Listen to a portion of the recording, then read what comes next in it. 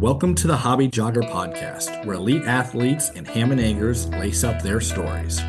We explore the common ground that running creates, from the world-class runner to the hobbyist hitting the pavement, trail, or treadmill. Expect a blend of inspiration, laughter, and the shared joy that makes every step count. Join us on this journey where every run is a story worth sharing.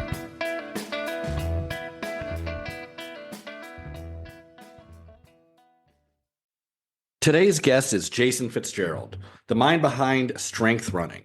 With a blazing 2:39 marathon PR and a USATF coaching certification, Jason has dedicated his career to helping runners train smarter, race faster, and stay injury-free.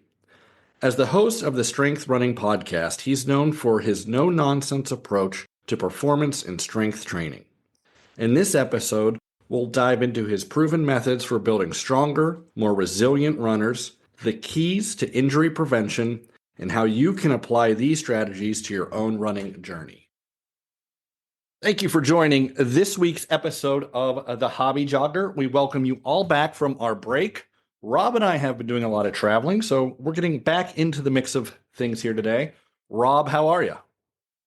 Doing well. Speaking of travel, out in beautiful Los Angeles, California today, slowly making my way farther west to Hawaii. Are you going to see previous guest Brian Parker while you're out there? Yeah, I'm going to see him tonight and have a couple of beers. Oh, sweet. Well, tell him we said hello. I'm enjoying The Pit on HBO, so check that out. I'm also now boycotting Hoka because I couldn't get a pair of speed loafers today. They sold out right away, so that's news. Boycotting Hoka. Noted. Yes, got that out of the way. Well, welcome to our guest today, Mr. Jason Fitzgerald. He is a strength running podcast host. That is the name of his podcast. Jason, how are you? I'm great. Thanks so much for having me on the show, guys. Yeah, dude. Thanks for coming on. I really appreciate it. You actually coach me, and you don't know it. So I just wanted to thank you for that and helping me improve via your podcast. So, oh, that's awesome to hear. Good to hear it. Yeah. So telling you that now, and didn't tell you that before. I guess didn't want to ruin the big surprise for you, but yeah, have taken a lot of what you said and used it, and kind of want to hear how you maybe came up with it, and couple episodes. So yeah, again, thanks again for joining us here. We appreciate it. And first thing I want to talk to you about, Jason. Sorry, lost my notes there. Your running career. You ran in college, correct? Yes, I ran 4 years of cross country, indoor track, outdoor track. Did you also row? Did I hear that in an episode you rowed? No, I probably have spent a total of 23 minutes on a rowing machine in my entire life. You did not row. Wing and a miss. Yeah. No rowing. No, I have the upper body of a marathon runner, so I don't think I'd be any good at rowing. Gotcha. Yeah, I thought I heard that. It was I re-listened to the episode today, and I thought I heard you mention that you did row. Clearly not a rower, but we're definitely a runner in college. So first mistake, Rob, didn't take long. Edit button pushed. After you got out of college, and I don't know what you studied, but I'm guessing there was something to do with something science, if I had to guess. Actually, no. I went to Connecticut College. It was a liberal arts school. And I was not incredibly science-minded at the time. I think it was because, for me, science was physics, chemistry, biology, and I didn't really have too much interest in those things.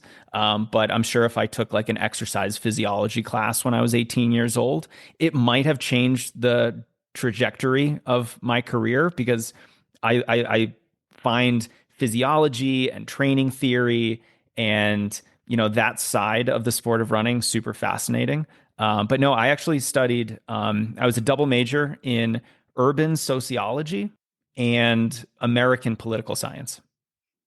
So very far from anything to do. Well, I guess political science is a science, but pretty far. Because you do seem, when I listen to your show, that you're very good at, if you talk about a scientific study or something, like, it seems that you've digested it very well and then giving it to me in a manner which I can understand. Yeah, no, I think that's just because I am so interested in the studies and maybe more broadly the principles and ideas behind a lot of the studies that influence how we think about training for different events. So, whenever I'm talking about a study or just kind of trying to tease out whatever the lesson is, that's something that I have such a high level of natural curiosity for that, yeah, I'm probably geeking out over it, probably like most other running nerds out there. Yeah, and you could definitely tell that you do geek out about it. You have a great way of conveying the information to your audience that I really enjoy, because there's a lot of times where I feel like I'm being like it's over my head. Like I'm fairly intelligent human being sometimes, right, Rob? Sometimes. Sometimes, but a lot of times, like I just can't. I don't. It's something. It's stuff I don't understand. Like I can read an abstract of a study and be like, okay, I get the general idea of this. But then if I hear some people talk about it, it just gets way over my head, and I can't digest the information. And you've done a very good job of bringing that down to my level. There's also the entertainment factor, right? Because you want to be entertained while you're learning. And if you go too far into the weeds for too long, I mean, I just kind of drift off at that point. Like it's no longer, the entertainment factor dies off quickly, put it that way. For sure. I think one of the things that I try to do is, I have subject matter experts on my podcast, and I try to treat the Strength Running podcast sort of like where you, the listener, you are a pro runner, and I'm going to surround you with all the subject matter experts that a professional might have around them. So the physical therapist, the sports psychologist, the running coach, the strength coach, and yeah, maybe the physiologist who's bringing new science to the running coach. And I'm very interested in science, and so when I have a conversation with a physiologist or a researcher or a PhD who's doing this kind of work, a lot of the times I'm trying to figure it out myself during the conversation as well. And I try to make sure that I understand it and then ask questions that hint at the application of whatever the study is. So, okay, why is this important? Why should we care about this? How can we use this to become better runners? So I'm always just trying to kind of bring it back to the layperson who's listening, because I'm sort of a layperson myself. I just want to kind of learn that kernel of truth. Like, what is that the lesson or the principle that we can apply to our own training? Because we probably don't need to read the methods and the equipment and read the entire discussion of every single scientific study that comes out in the exercise physiology world. I probably have better things to do with my time. I know you guys do too. We're not going to be reading studies all day long. So if we can ask those people, why is this important? How is this potentially going to change how we approach our training? I think that's some of the most valuable parts of this kind of conversation, because it makes it applicable to your day-to-day training. You did an episode that I'd like to discuss a little bit here. Hopefully you remember it. It's from almost a year ago. It was with Coach Holly Martin. I think that is the ultimate strength guide episode for somebody who is just putting strength into their running. I took that episode. I don't know if we talked about this, Rob, but I took that episode, Jason, from the beginning, and I just went down all the bullet points of what you and Holly discussed. Basically followed it to like it was a roadmap. Just went all along the improvements from it. I went from no strength training, not going to the gym, to now I'm going twice a week, really focusing on things, following it to a T. And that episode really changed it. I hope it's an episode that sticks out in your mind. Does it? Yeah, Holly Martin, she's a strength coach. She works with a lot of runners, and we had a discussion basically on how to add strength training to your training as a distance runner. And I'm someone who has done basically a complete 180 on strength training for runners. When I was a high school athlete, I didn't think runners needed to strength train whatsoever. It was redundant. Why would I need to do any strength training for my legs when I'm running as much as I am, when I'm doing the fast workouts that I am? Now I realize that's completely wrong. And strength training is part of the training that almost every runner does who's achieving at a certain level. You can pick almost any runner at the Olympic trials or at the Olympics in pretty much every distance event, and you're going to find to a T that they're doing some form of strength training. I don't really consider it cross training. It's just part of the training that's necessary to achieve your potential as a runner. So yeah, that episode was great because we sort of went over, if you were to think about strength training for an endurance athlete, what would the ideal structure look like? Not necessarily what exercises to do or how many reps or how much weight to lift, but on a day by day basis, how is it, what is the most ideal way of thinking about when to get in the gym, how often, how much time to spend, how you will focus your weightlifting? Should you be lifting like a bodybuilder? Should you be lifting like a CrossFit athlete? Should you be lifting in a different way? And so all these really big questions I think are really important for runners, because we can definitely waste a lot of our time in the weight room. And if we're doing the wrong thing, we can either waste our time, and that might be the best case scenario. Worst case scenario is we get hurt or actually do training that's going to be antithetical or counterproductive to our actual running goals. If you want to run a faster half marathon or a marathon, there's some things that you just shouldn't do in the gym because they're going to predispose you to injuries, or just simply, not really help your running. So yeah, that episode was really fun for me, especially because I've done this big 180, and I'm now a huge believer in the value of strength training. I'm one of those guys with the squat rack in the garage. I've got the home gym set up. I love it. Yeah, and a very important piece of information that you gave out there is, and forgive me, I don't know who said this, you or Holly, but it was to have somebody, if you're just starting out to strength train, have somebody there who can look at your form. And I'm sure you could probably use even like a source like Reddit or, Instagram, tag a couple people. They would gladly, hey, this is wrong. Because like you said, you can really injure yourself if you're not using the proper technique, back squatting, especially deadlifting. I know that's a big one. I was fortunate enough that guy I used to play rugby with, who's a power lifter, was able to go a couple times like, hey, Matt, I want to check, make sure my form's okay before I really dive deep into, starting to lift heavy. So that was the first very important thing I took away from that episode, Jason. So I think that's a big thing for listeners to be able to have someone to guide you a little bit, right? Yeah, for sure. And I think two things can be true. Like number one, it's very helpful to hire a personal trainer for maybe just one or two sessions, just to go over some of those fundamental lifts like a deadlift, a squat, maybe a bench press, an overhead press. Some of these bigger compound lifts that you're probably going to do in most programs, just so that you're not doing it with completely wrong form and really predisposing you to these kinds of injuries. Because you're right, if you try to lift very heavy weight for a deadlift and you have no idea how to do a deadlift, you're probably going to hurt your back for sure.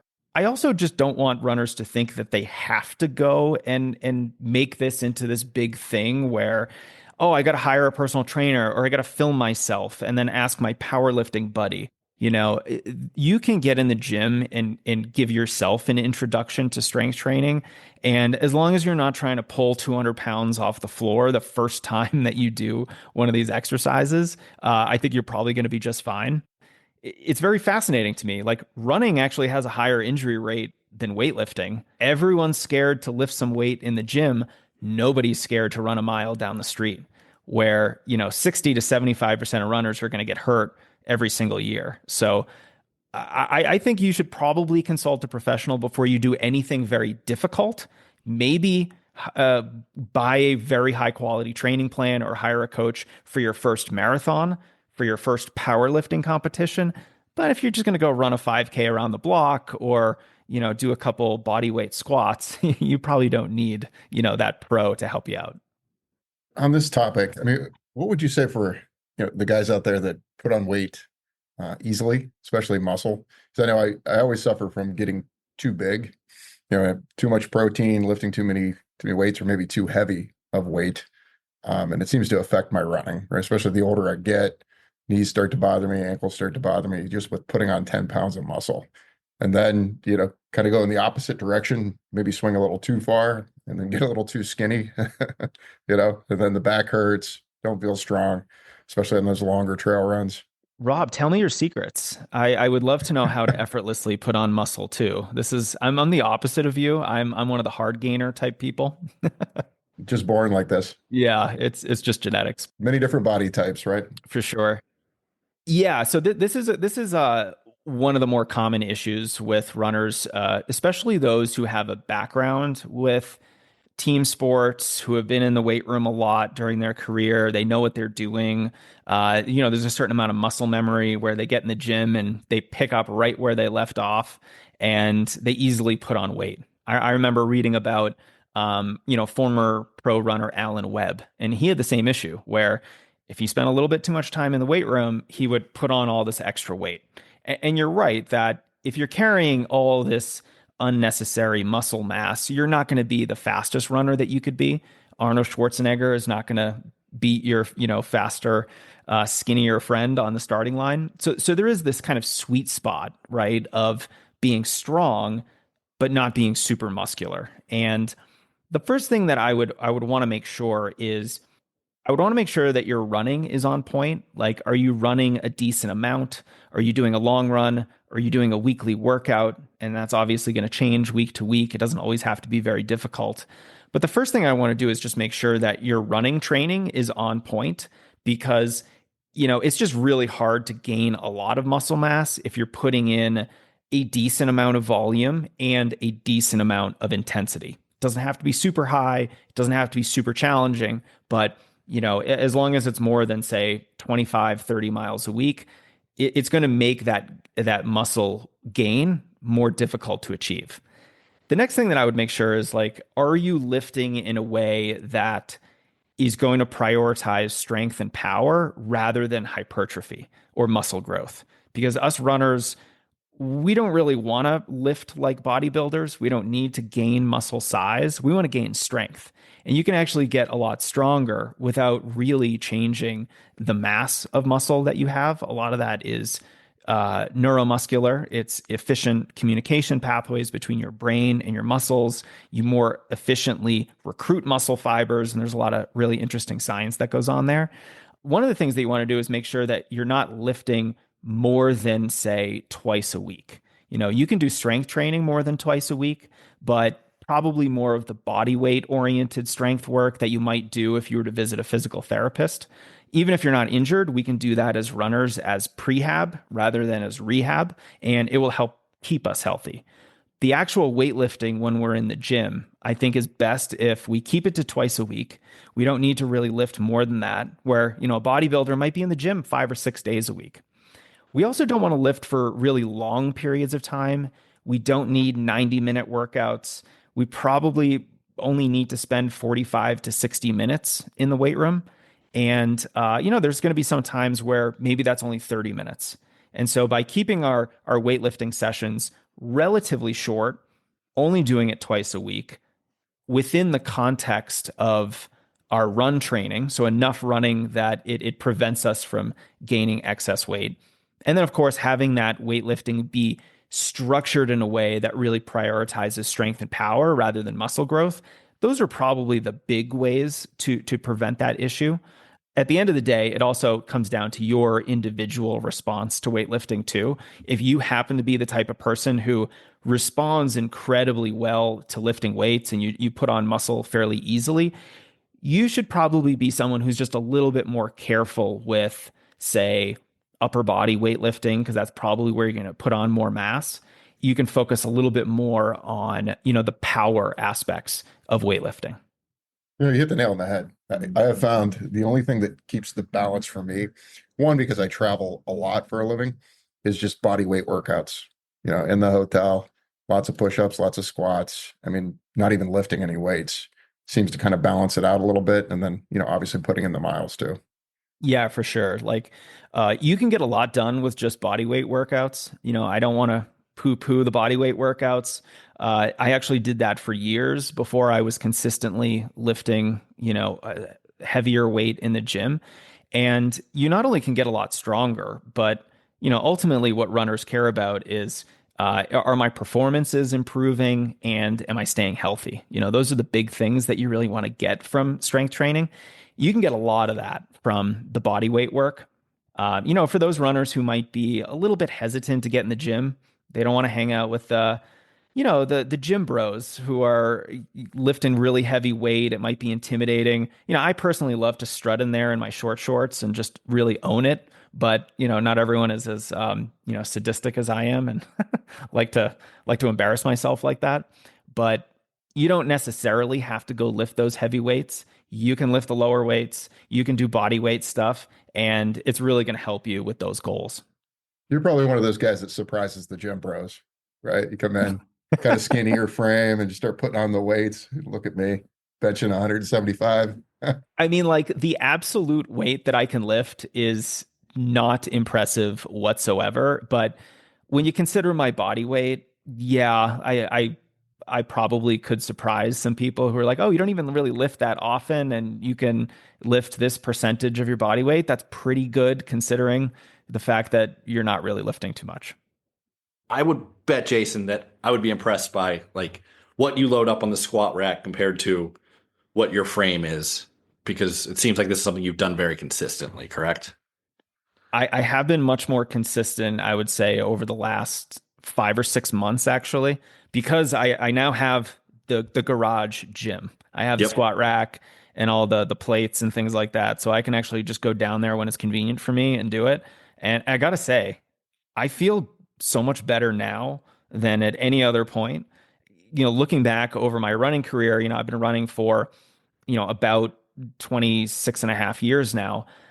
This is something I should have been doing from the very beginning, partly because I am your cliche, stereotypical looking runner. I would have benefited a lot from getting stronger and not being, the super skinny, stereotypical distance runner who looks like they can't even do one body weight squat. So I should have been doing it a long time ago, and I'm only now learning my lesson. Hopefully others can learn from my mistake. As someone who grew up playing ball sports, rugby, soccer, you would think that I would know that the gym is very important, strength is very important to any sport. But when I started running and got into ultras and that sort of thing, I quit lifting. Like I did lose a bunch of weight and that was awesome. But I completely left the gym, hadn't touched a squat rack in, 3 years, I still don't bench press, but didn't do any body weight stuff, just ran. And it's a huge piece, I think, that people miss after seeing just the easy improvement. I don't want to say easy improvement. It wasn't easy improvement. It was a lot of work, but just seeing the amount of improvement over the last 16 weeks that my body's transformed. And it definitely makes it easier. Like I did my first interval workout. I'm training for Canyon's 50K. I did my first interval workout Wednesday, and it was the first time I'd done it in months, since before I started lifting. Looked down at the watch after my first one, and I was just like, holy shit, that wasn't even what it was, last year. This was very easy for me to do. And again, the pace is all relative to what it is, but I was kind of, after the first one, didn't really believe it. Like, oh, maybe I just had the adrenaline going first time of the workout. Then the second one, which was a little bit more uphill, same thing. I was like, man, I'm onto something. But the biggest thing, Jason, was the fourth one. I got to do 4 sets of 4 minutes on, 3 minutes rest. The last one, I was just as strong throughout the entire 4 minutes as I was the first one. Like just the strength at the end, I think is what, and I'd like to get your opinion on this, but it seems like the strength at the end of the workout and the runs is where I've noticed the biggest improvement. Yeah, I'm not too surprised to hear that. I was surprised, Jason. I was surprised to feel that is what I was. A pleasant surprise. Yeah, strength training makes you more economical. So one of the things that's going to happen is that your running is more efficient. It's less stressful. So you can do the same amount of work with less total energy expenditure. So that's just going to make you doing the same workout a little bit easier, later on after you've started adding strength training to your program. So that's one way that you're feeling strong throughout the workout is that, hey, it's just costing you less energy. The other thing that's probably likely doing for you is that, because you're stronger, you are able to produce more force when you run, but it's not like you notice that, right? So it's just sort of like this gradual improvement in your coordination, in your force output, and you get a little bit of that enhanced coordination. And so for a runner, you're like, well, what is that coordination like? What does that mean? Well, it means that your ground contact time probably decreased by a couple hundredths of a second. And that might seem negligible, but if you magnify that out for thousands of steps, potentially 10,000 steps or more, depending on the length of the workout, that's a much more economical run. You are putting less stress on your body. You're just going to feel better at the end of the workouts because the entire session is just less stressful overall because you are now a stronger runner. You are now a more economical, more coordinated runner. And so by the end of the workout, hey, you're just feeling good. There's basically only three major unlocks that allow people to like have these big jumps in performance. Strength training is one of them because it makes you much more resilient to injuries. It makes you stronger. It improves your running economy. As long as you don't get hurt, like I consider it a performance multiplier. It improves many aspects of your physiology and it really doesn't have too many drawbacks. Like as long as you're not getting hurt, as long as you're not gaining a ton of extra muscle mass and weighing yourself down, you're only really going to experience positive benefits, and that's going to make you into a better runner. And then the other things I would say is really good fueling if you weren't fueling properly beforehand, and then higher volume training. Those are probably the three big things that will probably unlock greater levels of performance. And you're experiencing one of them right now, Casey. So it's great to see. Yeah, and really, I thank you for bringing it to my attention and putting it into such an easily digestible form for the layman like me to understand it and then execute, which was always the most difficult thing, right, Rob? We can hear good information. We've got a lot of it on this podcast over the last year, but then to actually go out and execute it is entirely a whole new story, right? It is. Yeah, developing the routine. I think that's where I know I suffer trying to get into a routine. I think most people do. It's the hardest thing to start and the easiest thing to quit, right? I mean, once you get into the routine, it only takes one or two small things and then it feels like you're starting over. Knowing what to do and actually doing it, two different things. I agree with that 100%. I think building the habit of strength training and maybe more broadly, just a lot of sort of the quote unquote little things that we runners know we should be doing in our training. It's not just the miles, it's all the other stuff. I have this somewhat simple approach to building this habit. I like to have runners sandwich all of their runs between a dynamic warm up and a post run core or strength routine. And so all this means is that your run is just sort of the meat in the middle of this sandwich. And every run's going to start with maybe a 10-minute dynamic warm-up routine before you head out the door. And then at the end of the run, you're going to do 10, 15, or 20 minutes of body weight or strength training twice a week. Sure, you're going to get in the gym like we talked about before. But this idea of I'm not a runner, I'm an athlete that specializes in running. I'm going to do other things in my training to help me be the best runner that I can be. And part of that is, this kind of strength training. It's warming up dynamically and doing these kinds of flexibility movements. And so for your listeners, if you can just kind of internalize this rule for yourself that I sandwich my runs. I do a warm up before I go running, and then I do a cool down after my run, which is some kind of, relatively short and simple strength or core workout. That's like 75% of the battle right there. If you can just do those things, you're 75% of the way there. You're doing better than, I would argue, 90% of runners out there, and you're going to get a lot of the benefits that we talked about.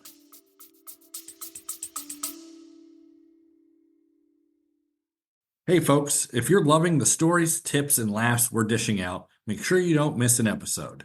Hit that subscribe button so you're the first to know when a new episode drops. And hey, if you've got a second, why not leave us a review?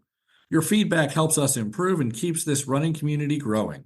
Lace up, hit subscribe, and let's get back into the show. Now, you said dynamic warm-up, Jason.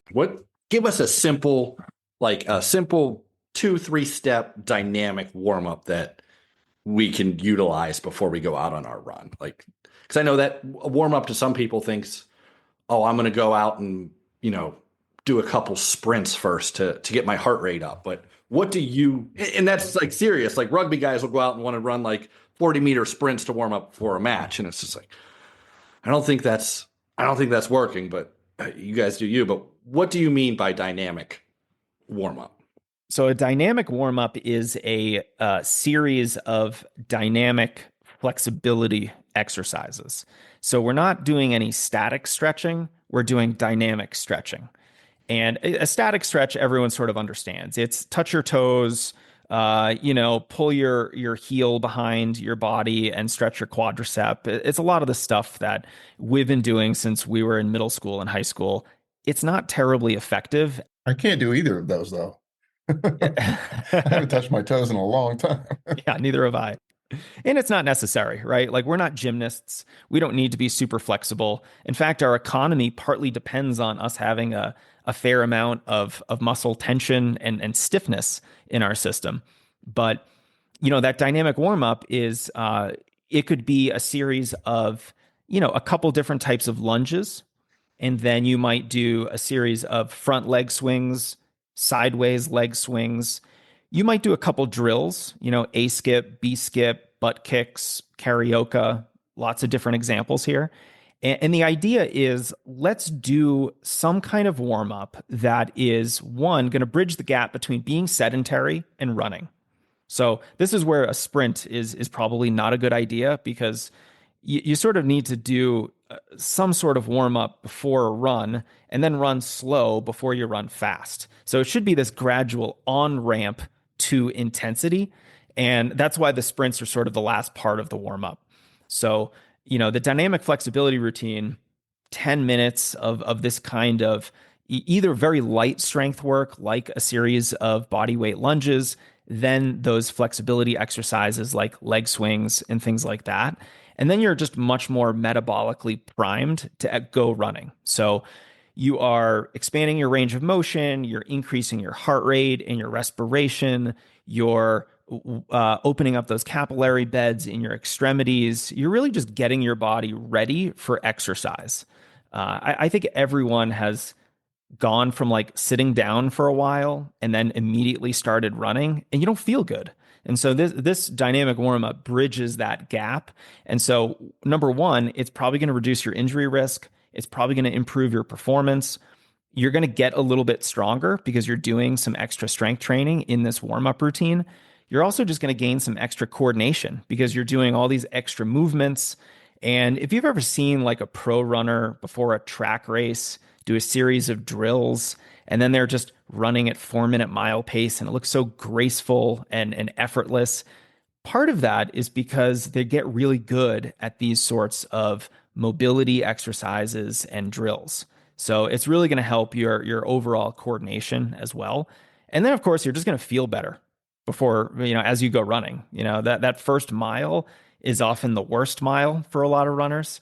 It's where you don't feel good. You're just warming up into it. Your heart rate can spike. A lot of the things that happen in the first mile of a run are not the most pleasant things that can happen. And the dynamic warm-up can help, again, bridge that gap so that you just feel better in the first 5 or 10 minutes of your run.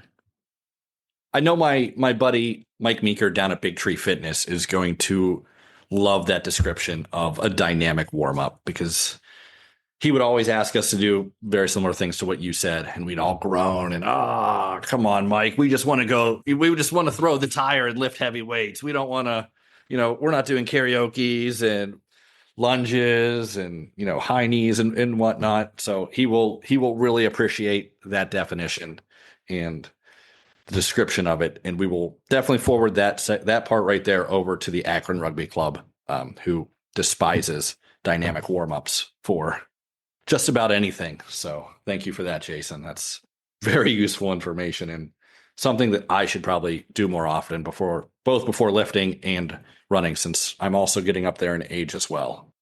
I think one of the hardest parts of either strength training or, this dynamic warm-up concept is not just making it a habit, but figuring out what to do in the first place. Like, okay, I'm gonna resolve to do better at warming up dynamically. Like, okay, then what do I do? Like Jason said, a couple lunges and leg swings. I would just follow a good routine. And there's a lot of warm up routines that are out there. I've published a couple that I think are really helpful. So anyone can just go on Strength Running and search warm up routine. And you're going to get a couple warm up routines that you can just plug right into your training. You don't have to really learn any new movements because most of the movements are things that we already know. But if there aren't any new exercises, I think that's just a good opportunity to learn some new movements and keep kind of gaining those different movement skills. Yeah, and I know definitely the professionals do it. What do you think about jumping rope, Jason? I think it can be a very helpful tool, especially for men over 40 to help prevent Achilles injuries, which are unfortunately quite common among like masters and older men. We seem to just really experience a fair amount of muscle atrophy in our lower legs, and that just puts our Achilles at an increased risk of getting some sort of tendinopathy. So yeah, doing some type of tendon work that can include jumping rope. I think it's very instructive that runners in their 60s and 70s have a hard time doing any kind of jumping. And so, if we can maintain that ability into our later years, it's going to help us with health. It's going to help us with performance. And that to me is sort of like this benchmark movement where, if you can't do a little bit of jump rope, you're going to have a really hard time running because running is essentially just a series of very coordinated one-legged hops from one leg to the other. And that's kind of similar to what we're doing with jump rope. Often we're doing with two legs. So it sort of should be easier. And so, yeah, I look at that as almost like a drill or part of a warm-up process that we could do to help gain a little bit more resiliency in our lower legs.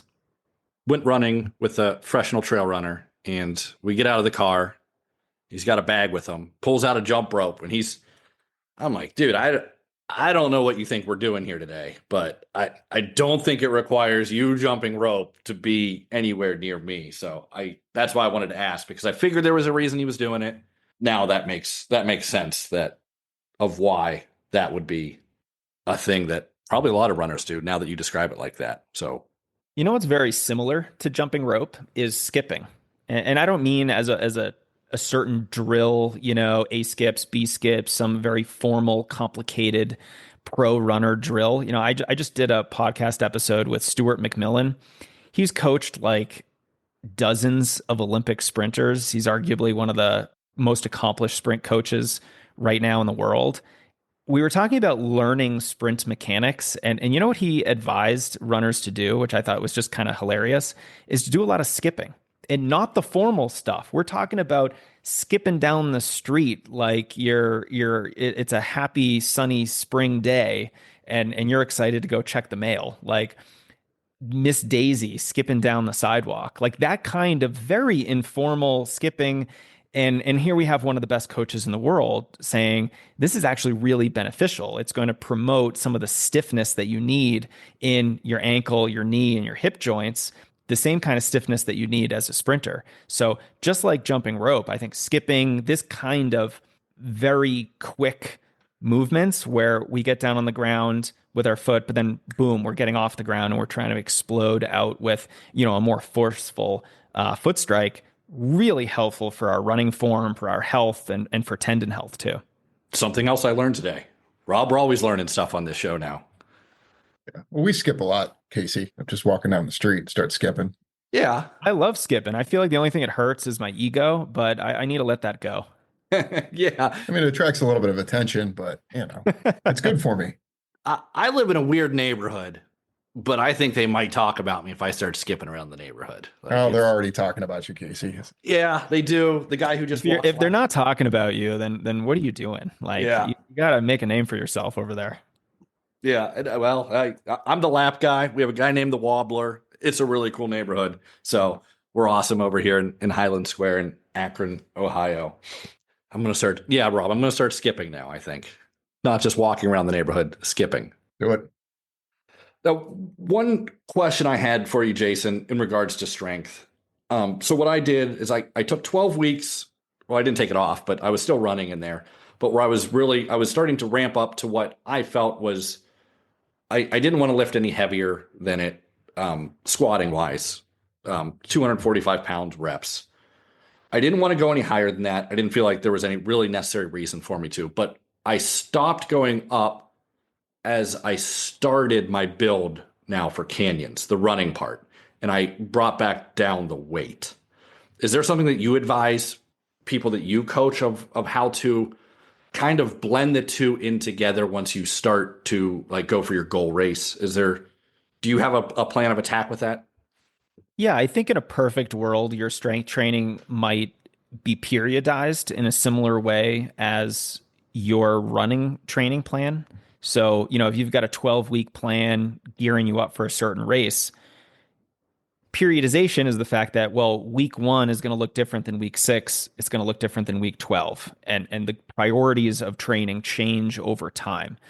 Typically for runners, we have a lower intensity beginning of the training program. We're building mileage. We're building our long run. We're adding in workouts, but they're not going to be as race specific or difficult as what we're going to see in the final third of the training cycle, for example. I think it's beneficial to think of our weightlifting in a similar way where, and of course this breaks down if you're like a 100-meter sprinter or if you're training for a really long ultra marathon. But for most of us, the race that we're training for has some element of intensity to it, and our weightlifting should prepare us for that as well. And so the evolution of weightlifting over the course of a season, you might gradually add a little bit of weight over time, but it's not the focus. It's not the number one focus. I think the number one focus has to be kind of transitioning from higher rep schemes to lower rep schemes, potentially with slightly higher weight, a little bit more focus on power and speed. So you might start doing squats, but then 8 weeks later, you're doing more Olympic type of lifts, a little bit more explosive lifts, because you're basically trying to teach your body how to produce force very quickly. And when you're running fast, that's exactly what you're doing. You're hitting the ground with your foot, you're producing a tremendous amount of force, and you're doing it in less than a tenth of a second. So that's why we have to be strong, but also be able to express that strength very quickly, which is the definition of power. So we need to be strong and do it very explosively in a very quick way. And that's going to really help with our running economy and our sprinting speed. So, especially if you're a middle distance runner, if you're training for the 5K, the 10K, even for the marathon and the half marathon, but particularly for the slightly shorter distances, lifting heavy and lifting explosively near the end of your training cycle is really going to help you better express some of that strength in a running specific way, which is running fast, running really fast. So yeah, like I agree with the idea that you shouldn't kind of mindlessly increase weight. Like the goal isn't more weight is better. I think it's very helpful to understand that the movement itself is probably just as important as the weight that you're putting up. And as long as you're lifting, a challenging weight, you don't have to increase it every week. I think that's akin to trying to run more mileage every week or trying to run more challenging workouts every week. And that's a really easy way to either get burned out or to get yourself injured. Also understanding that, our weightlifting is supplemental to our running. It's not the main thing. It is there to enhance our running. So if your workouts are long enough, intense enough, or high volume enough, you're probably going to eat into your running gains.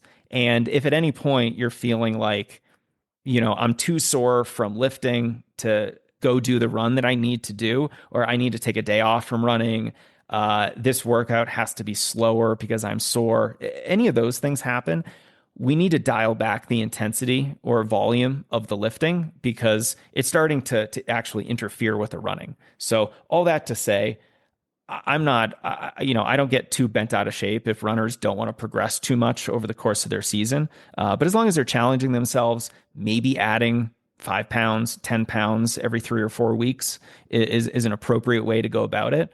But most of the gains are going to come from lifting quicker or lifting more explosively. Got it. Thanks, coach. I appreciate that.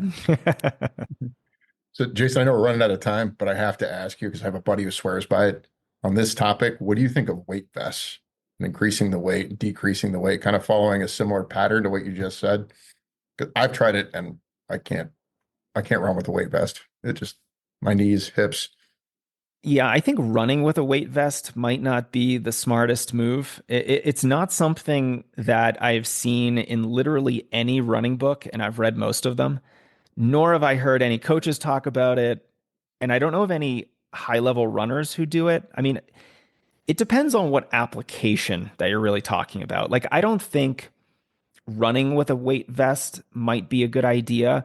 Maybe unless you're an ultra runner who's getting ready for, um, uh, you know, an ultra marathon where you're going to hold a vest with fluids, with fuel, maybe with some extra gear, a first aid kit, et cetera. And so you're training for that stress. Maybe you put an extra 5 or 10 pounds on than what you're expecting from the vest, and that can be an appropriate stimulus. It does make me a little worried from an injury perspective because you're just putting all this extra weight onto your joints. And, every time that you take a stride, you're absorbing a certain, multiple of your body weight. I just worry that we're just adding unnecessary stress because there's a lot of better, more effective ways of becoming a stronger runner than running with a weight vest. I think hiking with a weight vest, maybe during the base phase of training or during, a period of time where you're not running a lot, might actually be more beneficial because it's lower intensity. It's sort of creating the more durable structures in your body that are going to be more likely to withstand higher mileages and harder workouts later on when you're doing some of that more specific work. I'm scratching it off the list. So, Hey, I have a weight vest myself, and it has its uses for sure. Yeah, I have one as well. I don't never ran in it, but I have hiked in it. Yeah, it definitely has its purpose, and I use it. So I'm a big believer in dad fitness. And so if there's a day where I can't run and I'm hanging out with my kids, I could just see playing with my kids in the house wearing a weight vest as an alternative to my normally scheduled workout. So, for the busy parents out there who might need to get creative to get in a training session, I think it can be a useful tool. yeah, we're always looking for useful tools, especially here at the Hobby Jogger. So we certainly appreciate that. Bit of advice there as well, Jason. And again, thank you so much for your time. I know you're busy and you've got a million things to do. You've got your own podcast, which is awesome. Big fan of it. Shout out to my buddy. His name's Frenchie, David DiFrancesco. He's an Akron rugby player. He was following you, Jason. He goes, I texted him before this. I was like, do you listen to his podcast? He goes, well, I was looking for some hacks and, how to get better real quick and get fit real quick. But that guy just wanted me to be consistent and actually work out and do things the right way. So Frenchie is following you on Instagram of Akron Rugby. But yeah, he was looking for a quick fix and they ain't out there. Unfortunately, running is a very long-term type of endeavor, and the longer you stick with it, the better you're going to be. And the human body is tricky, man. Physiology can't be rushed, and if you want to gain the endurance needed to run, even like 10K. I mean, can we just like think that's a long way. 6.2 miles, and Yeah. someone wants to go run six plus miles fast. Well, we really need to change your body, and that's a multi-year process. So, on the one hand, that's kind of depressing. Oh man, I got to do this for years. But on the other hand, it means you're going to have years of progress, and you're not going to achieve everything you could in a matter of months. So I actually find that a little bit more fun. I had like 8 years of my running career where I improved every single year. And that's the stuff that gets you hooked on the sport. I love it. It's super fun. And I just love that feeling of gradually chipping away at finish times.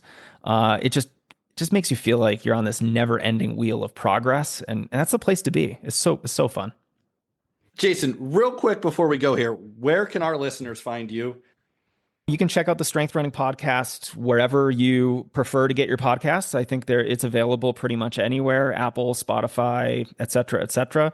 Strengthrunning.com is my home base where you can find more info about our training programs. We have email courses on different topics, including strength training, if you wanted to learn more about that, as well as the Strength Running YouTube channel. So if you like videos, if you want to see some of the cool places in Colorado that I'm running, you can check out the Strength Running YouTube channel too. Well, thank you so much again, Jason. It was a pleasure to finally meet you after hours of listening to you, putting the face with the voice. I wish you all the best. Well, Casey, Rob, thanks so much for your time, guys. This was fun. Thanks for tuning in to another episode of The Hobby Job. We hope you've enjoyed our conversation today. And if you liked what you heard, don't forget to subscribe and leave a review on your favorite podcast platform. Your support keeps us moving forward. Until next time, keep those feet moving and enjoy the miles.